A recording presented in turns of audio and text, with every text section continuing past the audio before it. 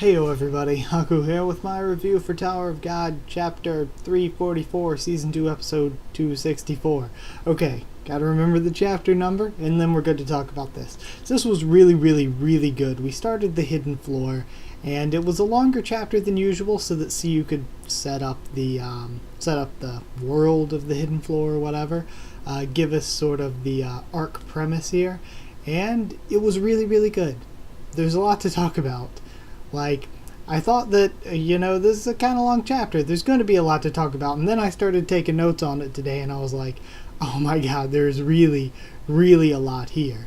So let's start from the beginning so that I don't forget anything.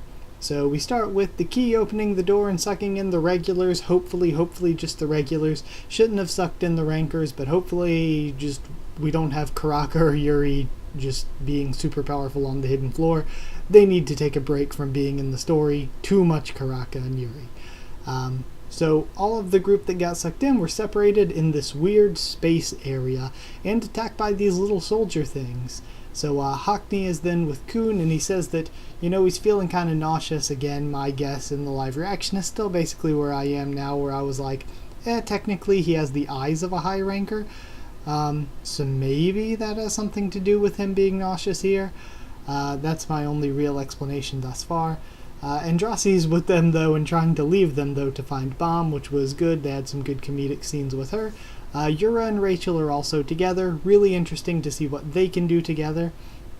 Because I feel like it'll be interesting if Bomb's group maybe has all their other stuff going on with all these data copies and whatever, and Yura and Rachel can just sort of like slide in, grab whatever it is. Because I think pretty much everybody is so... even myself, it seems like Bomb would get it and just keep the second Thorn fragment. So for Rachel to actually get it because Bomb is caught up dealing with his quarantine and Yuhan Sung stuff that we'll get to, that kind of makes me think, what if Rachel and Yura actually did get it? What could that do for the story? Because there's a lot of potential story to be told if that's where CU goes with this. But either way, next up we meet the Scale of the Past, which is a big talking scale with a magic mirror attached to it. And it apparently is there to generate a place they need to go, and I quote, the sworn enemy, or their sworn enemy. And they said the place they need to go and their sworn enemy is based on their past, and since it's decided by them, unknowingly, it can't be changed or refused. So I'm thinking, okay, we have no idea what this is, but it's really cool. Or what's the point of them going to that certain place? Is that the place they'll be spawned at? Or is it the place they need to get to in order to leave again? And what's up with the sworn enemy? If they have a sworn enemy, is that somebody they're supposed to fight? Or something? Because that wouldn't make sense. If this is just here to store all their data, why should they have a sworn enemy, somebody they have to fight? So, it is a bit of an odd one here. And I'm thinking, what if Kun's sworn enemy is his father's data copy, and we have a little sort of mini story of where Kun has to surpass his father, or where his father was at that time. There's a lot of that could happen with this arc, so that's kind of just a generic guess, but I think it would be pretty cool. We see that Boro and Sachi are together as well, and that they've lost their memory of the floor, and that Wangnan is told he must go to the King's Cradle. And it's interesting to me that though they quarantine Bomb, they do not quarantine Wangnan. So whatever he is, we don't know if he's part of Zahard, if he's Zahard's son. Whatever he is, it's not worth quarantining like an irregular like Bomb is.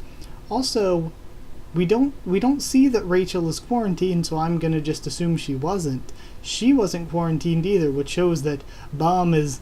We know that Bomb is even more special, of course, but it shows that it might be more than just him being an irregular, that Bomb is just, again, like we've seen a lot, more than just him being an irregular, Bomb is very special. Special snowflake. The scale can't find a past for Bomb, though, and that's why it says it's quarantining him. Andrassi gets pulled into the mirror with him, though, because she teleports in, right in the nick of time to get quarantined. So then we cut away from the current action to see a prologue, and I'm so happy that this happened. It clears so much stuff up about the floor, and it was just good in general. I think it was a good explanation of what's going on, lays groundwork so we understand a little bit but not too much, and like I said, a lot of people that were confused on some stuff, the prologue can help clear that up a lot. So, starting at the beginning of the prologue, apparently Zahard succeeded in his revolution on the train, and he thought that he'd be godlike pretty soon. He's getting really, really strong. He has revolution, whatever that means. And we still don't quite know what revolution is, even though they've been talking about it for a long time now.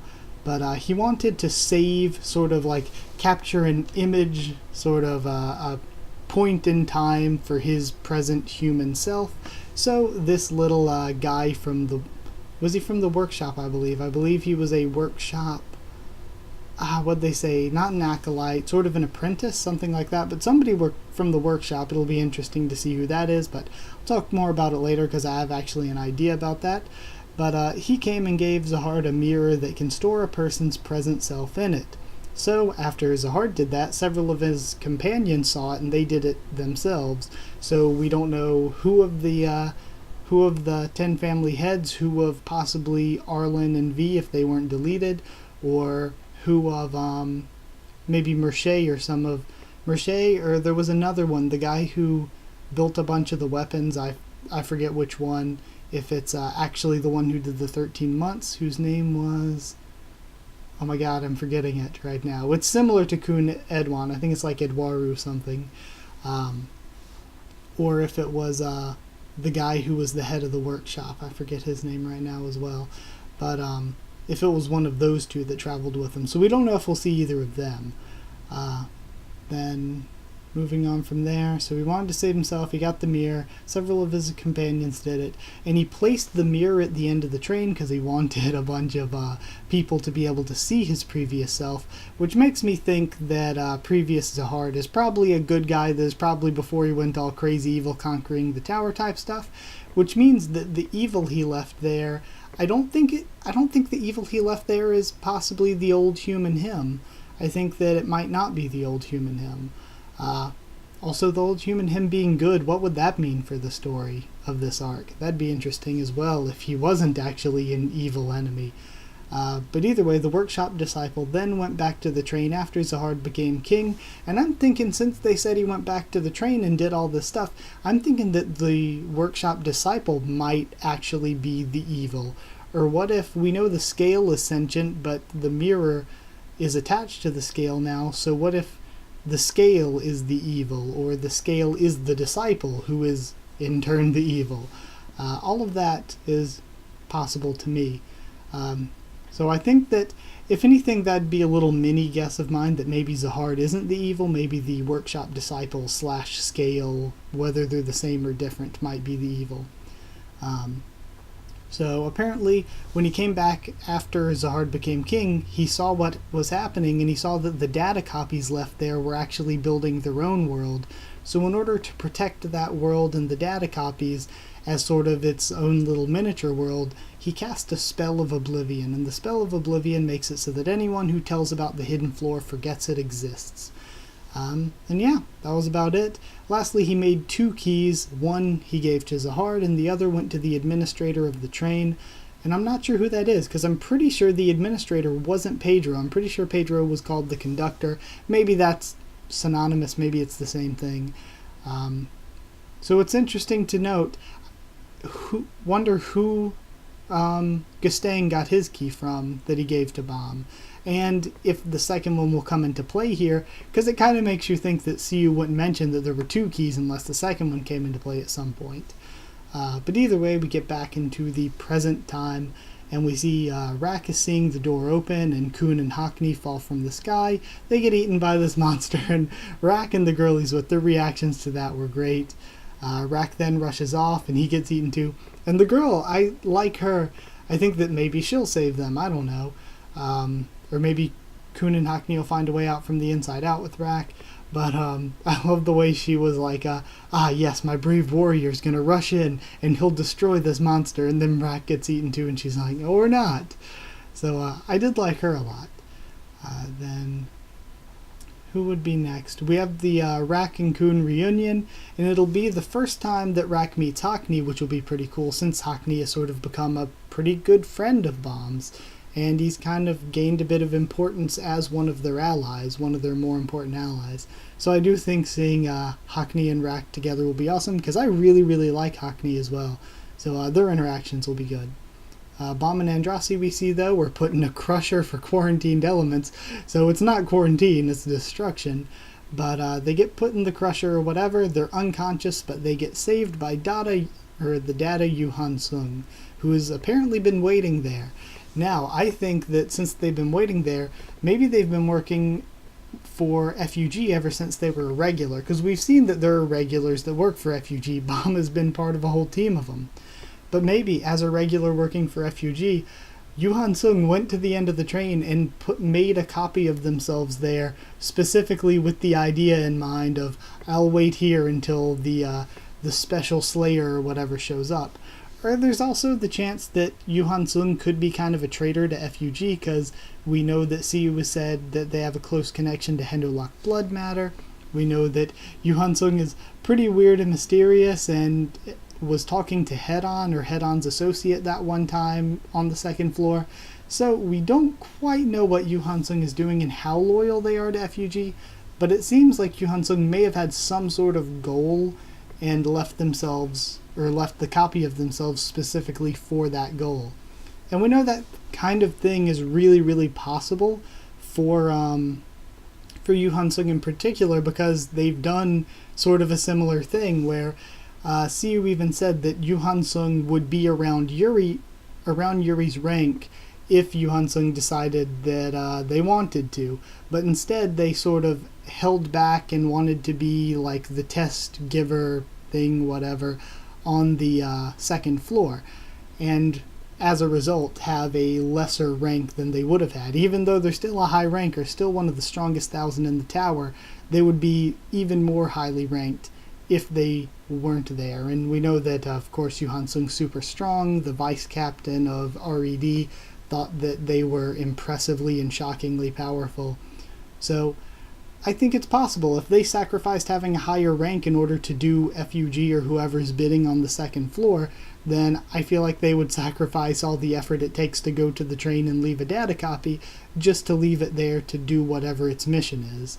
So I think that could be it. And it'll be interesting too when Bomb wakes up how the interactions will be, given that from all we know, Bomb really doesn't like the real Yuhan Sung, the present Yuhan Sung. Of course, the past Yuhan Sung wouldn't really know about that too much.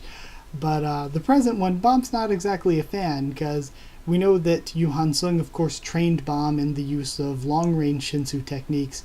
And Siyu mentioned when Bomb was about to fight Joaquin, or was fighting Joaquin, that basically he doesn't like to use Yuhan Sung's moves because they're made for killing and all that.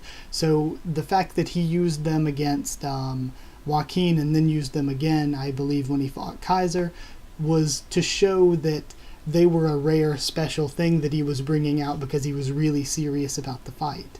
So we know that, and we also know that he doesn't really like Yuhan Sung because of the whole ring thing that could track down and potentially kill his friends. So we know he doesn't like Yuhan Sung, so when he wakes up it'll be interesting to see how he interacts with the data version. On the blog, most of the stuff wasn't really too important this week. Most of it was either A, stuff we kind of knew, or B, 90% every week, like 90% of Siyu's blog is always Siyu saying, I'm really bad at this, I'm bad at writing, I'm bad at art, whatever. When it's like, you read Tower of God, and of course, if they were bad, they wouldn't have, well, I guess that's not true. I was going to say they wouldn't have this many people that really praised the story and art and everything if it was bad, but then again, there are some bad things that do have a lot of fans. But the point being that pretty much Siyu just talks all the time about how bad they are at stuff, even though it's clear that they're good.